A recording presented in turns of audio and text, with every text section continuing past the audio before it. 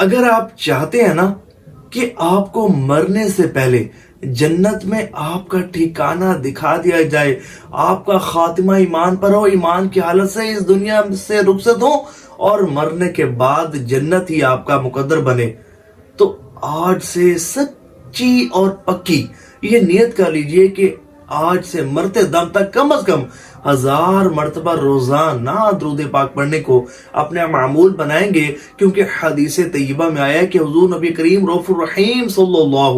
علیہ وآلہ وسلم نے ارشاد فرمایا، من صلی علی فی یوم الف مرہ